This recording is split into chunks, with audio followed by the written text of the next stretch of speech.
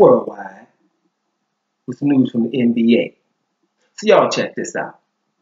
Well, let's start takeaways from Christmas Day NBA. Christmas Day, some good NBA, some good stuff going down. NBA delivered. Now, for the four games, that's a lot of games. 5, a lot of stuff going on. You can stay in front of TV all day. Those were some real good games. Now, the headline would have to be, the Cavs versus the Warriors. That was the main game. The Warriors won that game, won a home game. It was a good game. I think both teams, Warriors, they were missing Steph Curry, right? And Cleveland still hasn't got Isaiah Thomas in uniform yet. Well, he was over there in his warm-ups, so, it's close. They showed some highlights of him getting up a little bit, so he's going to be, he's day-to-day now. He's going to be coming soon. So this game was still significant, little bragging rights and feel each other out. I think they both think that this is a preview to the finals. So, the same guys did what they did. Everybody had a good game. But my takeaway from the game personally is just the importance of Draymond Green for Golden State. Golden State can play without Steph Curry. They proved it. Right? They can play without Kevin Durant. They proved it. They can play even without Klay Thompson. I think with Draymond Green is a problem. You got to really watch what this man does in terms of defense against any position on the floor. Any position on the floor. He defends them and defends them well. He does his homework on the people he's defending. He does the right things so many times. He rebounds at a high level, and his basketball IQ is ridiculous. Right? Things that he's doing, bringing to the game, it's really ridiculous. He assists at a high level. He had a triple-double. By the way, I wasn't going to mention that, but now that I'm talking about him, I would say he had a triple-double, by the way. And he gets those baby triple-doubles. It's not like he's going to have 30. Not a Westbrook triple-double, averaging 30, 10 and 10. But he's going to get you 12, 10, and 10. Now, he would even be able to score more, but hello, Klay Thompson, Kevin Durant, Steph Curry, so I don't really need to shoot it, but I need to be able to knock this 3 down when they're loading up on these guys, just to let them know you still got to guard me. And that he does too. He defends everybody, saying it again. So that's my takeaway of that series. If Draymond Green is in the lineup at Golden State, it's going to be hard to beat them, any team. Period. Golden State, another thing I noticed when I watched that game was that this is the first time forever that I was going for Cleveland in something. Because Cleveland is when I'm indifferent, I told you guys 1,000 times, if I'm indifferent, I go for the underdog. And in most cases, Cleveland is not the underdog. But in this case, they are. And I was really down with Golden State, all the way up to they won that 7-3 games, year and a half ago. But when you get Kevin Durant on top of that, then as much as I don't want to go against Golden State, I do now. It just happens because that's just unfair almost. You know what I mean? You don't win 7-3 games and then add a Kevin Durant to that. Arguably the best player in the game right now because he don't put that defense on top of that. Man's second in block shots in the NBA right now. He's using that length to do other things now because on this team, he can go ahead and he can't foul out. But if he does, it's not the end of the world like it would have been in OKC. Some people be asking, why these people don't play defense? If you're the star and you're giving us 30 a game, then you don't have to block that shot. I got dudes over here getting paid to do that only. Right? That's what that is. So now that he's a part of a team that can exist, if he were to get in early foul trouble, then he can go ahead and put it on the defensive end. And that's what he's doing. He's averaging over 2 blocks a game. So Golden State, with that defense and everything, it's a win. It's a home win. That's what it should have happened, but we had a great game. That's enough I'm going to say about that game. Other game, first one of the day was Philadelphia versus New York Knicks in Madison Square. Philadelphia brings that game home, 105-98, right? And that's, for Philadelphia, it's a must-win if you're going to be talking playoffs. Now, we know Philadelphia is young. They got Embiid and Simmons doing incredible things. But the bottom line is Embiid's not playing all that much, right? He's going to play every second game and stuff like that. If there's back-to-backs. So he's missing some games. And do I think Philadelphia has enough to make the playoffs? Said it before, yeah. Saric, when he plays normal. And Ben Simmons is going to do his thing. But it's not going to be easy when Embiid's not in the lineup. but they brought this win home in Madison Square Garden. And the New York Knicks with everybody. New York Knicks not bad either, right? And the takeaway from the game has to be Enes Kanter, giving you 31 and 22 rebounds. 22 rebounds. Embiid was on the floor. 31 points. And you know what? It's my personal opinion about centers like Enes Kanter, throwback guys, the guys that we like to see that has a game on the low block. All right? You better double team me because I know how to score here on the low block with everything else. And then if I have to go mid-range, it's not like I can't shoot at all, like a Dwight Howard or Shaquille O'Neal or something, or DeAndre Jordan, where I can't even go mid-range and nobody be backing up going to get the rebound. You can't do that on Kanter. So he's an offensive weapon and always has been. And it's good to see a guy like that in today's game when they got these guys shooting three-point shots all the time, but I'll get to that later, right? To see him excel, 31 and 22, so it's good, especially being traded over from OKC. That was good to see, but in a losing effort, unfortunately, in line with James Harden hitting 51 points twice and losing. It can happen on these monumental games, but it's showing the New York fans what they have on Enes Kanter, right? Next game, you got to go with them Celtics losing to the Washington Wizards, right? Losing to the Washington Wizards, right, at home. So Washington, it was a must-win for them, right? Washington had expectations when the season started. You got a good team. You got the same main stars. You know, you got John Wall and Beal. You know, you've been arguing about being the best backcourt or one of them. Then you have to bring this home because everyone else in the lineup is serviceable. If it's Porter, if it's Morris is back, one of the Morris twins is back playing well, and Gortat can hang with all of the centers, right? He's definitely a decent center, and you got people coming from the bench that are decent. So the expectations are high, and they're underachieving right now. So it's good for them to go and get this win in Boston to put them on the right track, right? As far as the Celtics go, let's be real. Celtics have been overachieving the whole season. That injury to Hayward at the beginning of the season, you did not think they were going to do this well. I know a lot of people, well, if they had Hayward, they'd be doing even better. No, they wouldn't be. Right? They wouldn't be because these rookies would not have had all of this room to develop. That's what wouldn't have happened. But now I would agree with you if you would say they would be a better team if Hayward were to come in a month or two and come back to this team where everyone has confidence, not just a few guys, then. But right now, I just think it's just a few rookies hitting that wall. But they're still playing well. It's not only rookies, but, you know, this team, you know, you're not surprising anybody. You got to have a plan B in your game, you know, scouting reports. People know what you're going to do, know your habits, those kind of things. Those hit those rookies. But Boston is still in the mix. You know, Kyrie Irving, you know, my man, he's going to handle his business. They'll be okay. You know, Al Horford's one of the better centers in the league. They'll be fine. But I don't think they're going to win the East, to be honest with you. I don't think they're going to win the East. They might not get second seed. Right? I got a team that didn't play today that I think is going to probably get up to that second seed. Right? And it's not Toronto either. But okay, that's what Wizards needed to win that game, and they did it, which is good for the Wizards now. So, you know, hey, that's a pretty good day in NBA. You know, I thought it was pretty awesome. You know, hey, watch the Lakers at the end, but, you know, it was the Lakers against Minnesota. So we knew what time it was, right? You know, hey, you know, when you find out at the beginning of the day, you know Brook Lopez is out. For some people, they act like, well, it's nothing. Brook Lopez can have a Brook Lopez game. Okay? For people who don't respect Brook Lopez. It's the offensive juggernaut on that. Just he done fell in love with this three-point shot, which is the problem. You should go watch Enes Kanter and remember who he is. But he's not playing, first of all. But then when you find out Brandon Ingram and your boy Lonzo Ball, these two guys not going to be playing. So with the Lakers and a young team like that, you know, you're not going to compensate for that. You're going to do pretty well, but you're not going to compensate for that. And, you know, it's okay, especially against Minnesota. Minnesota has enough weapons on that team to be doing a little bit better than they're doing right now. Minnesota should be looking to try to get third seed or something like that.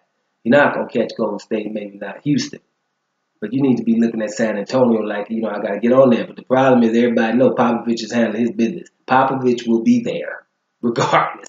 And that's probably why. So they're probably looking at the fourth seed as being successful. But when you're talking, those guys they got in Minnesota and Jamal Crawford off the bench, probably want to do a little bit better than that. But let's see what happens. But beating the Lakers, that's what you're supposed to do, no matter where it was. It's in Staples. But you're supposed to beat the Lakers anyway, especially when half the team is not going to be there. Now, in Lakerland, it's Kuz time. Kuzma. That's what's happening. And the thing about Kuzma is this. I've heard some scouting reports saying that, give him the ball. When he gets the ball, hey, just guard him real good because he's not going to pass anymore. Well, Kuzma is a scorer. But that's something that I hope they do. Because then you're going to see more of this guy's game. I've seen it already, and a lot of people have seen it. Listen, this guy can take people off the dribble as well. He's 6'10", he can take people off the dribble and still see the open man off the dribble. Now, just because he can score with the right and the left, he can go right, he can go left, he can shoot the three, the spot up three, he can pull it up.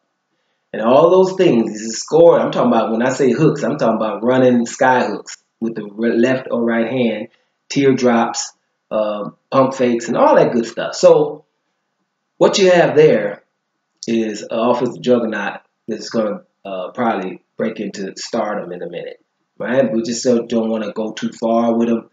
Take your time. The best thing could have happened to him, he went on a team with Lonzo Ball, with people paying attention to him. Lonzo handling his business too. But this guy here is a problem. And I can tell that the teams know because they're putting their best defender on him already. So that's when you know you've arrived because you're a problem. The scouting report says somebody slow this dude down. But he's not a ball hog like people would think because that's why he keeps moving. He picks his spots when they're there. Just don't be guarding me with one man somewhere because I'm going to take you some kind of way. And that's what you want to see. Now, the one good thing I'm going to get to at the end of this video is this. It was good to see the Laker game and see the TNT crew commentating. Right? It was good to see, because they don't comment. They're not commentating. They're just talking. They're talking basketball and complaining a lot. We get old and grumpy, because it was not like the old school. And I saw myself agreeing with your boy Charles Barkley a lot about all this three-point shooting. Everybody's three-point shooting. You don't even look at your mismatch. You got 7-footers out there three-point shooting. Everybody don't need to be Dirk Nowitzki. This is what the league wants to do. Like three-point shots are so good, right? But here's the problem. You got all this three-point shooting, and that three-point shot is still not the highest percentage shot. You got dudes on the glass already kicking the ball out to three-point shooters. Now is that what y'all was trying to create? It's not even a good watch. But okay, when dude's on the glass, you're trying to finish there. But okay, kick it out to three-point shooter. If his name is Steph Curry or Klay Thompson, we might give you a pass on that. Like I gave Zach Pachulia a pass. But Zach Pachulia, he don't get one because he's 7 foot tall. If you're 7 foot tall, don't matter who's out there at three-point shot. You finish there. You're supposed to want to finish there. This is why you playing. You 7 foot. I'm about to dunk on somebody. Right? So it's getting to be too much. And everybody can't be the Warriors or to a lesser extent the Rockets. Well, these guys shoot. They shoot like gods, those guys. You still want to pound that ball on the inside and look for those mismatches. And we miss it. And the TNT crew was talking about it the whole time.